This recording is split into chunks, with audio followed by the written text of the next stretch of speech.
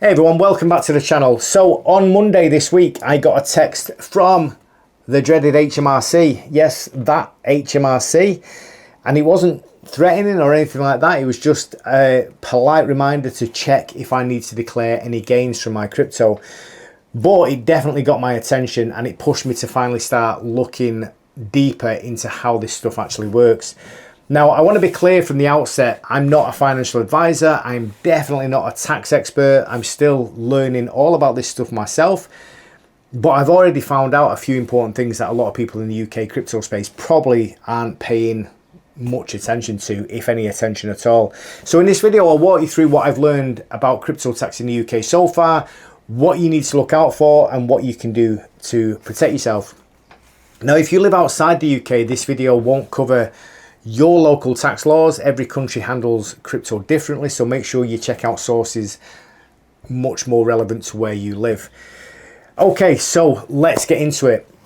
First off, in the UK, crypto is treated as property, not currency, and that means it usually falls under capital gains tax, not income tax, although there are situations where both of these taxes might apply.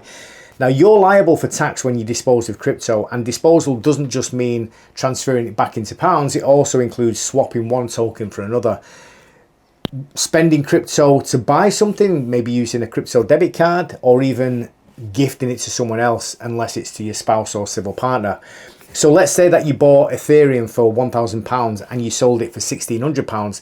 That £600 is taxable. Now, for the 2025-26 tax year, the capital gains tax free allowance is £3,000. If your gains are under that threshold, then you don't owe any capital gains tax, but you still might need to report it depending on your total disposals, especially if you're actively trading.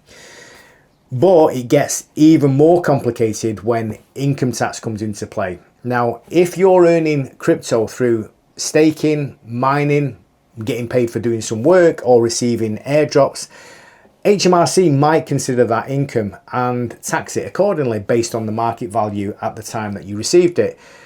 Then if that crypto goes up in value and you later sell it, then you may also own capital gains tax. So you could end up getting taxed twice, once as income and again as a capital gain, which doesn't seem fair, but that's the way it is. So that's why it's absolutely essential to track everything. You need clear records of what you bought, when you bought it, how much you paid for it, what you sold or swapped it for, what the value was in GBP at the time, and also any fees that may apply to the transactions.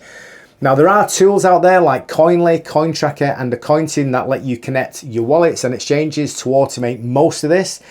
I highly recommend looking into one of them if you're doing more than just a bit of hodling. I'll leave links to those down below. You should also make use of your annual allowance, and if you're married or in a civil partnership, then you can gift crypto between you and your partner, which might help you stay under the limit by sharing gains across both of your tax allowances. And also don't forget that losses can be used to reduce your overall tax bill, but you can only offset them if you report them. Now, let's talk about the biggest mistake people make, and that is assuming that they're flying under the radar. HMRC has already got data sharing agreements with major exchanges like Coinbase and Binance and many others. And people in the UK have received letters, and I received a text. If you think that they're not watching because you're using DeFi or because your crypto's sitting in a cold wallet, you need to think again. They are. Now, a few other common mistakes people are making are thinking that crypto to crypto swaps aren't taxable. They are. Ignoring staking rewards or airdrops, they might be treated as income. Forgetting to declare losses, which could actually save you some money. Believing decentralized exchanges make you invisible. They definitely don't. This space, guys, is still changing. It's messy, it's complicated, and even the professionals don't always agree on everything. But it's our responsibility to get on top of it, and that starts with knowing the basics and keeping solid records. And again, I'm not an expert, I'm just someone who got a nudge from HMRC this week, and I've decided to start taking this more seriously. You know, I've looked into it in the past, but now it needs to really be, focused on.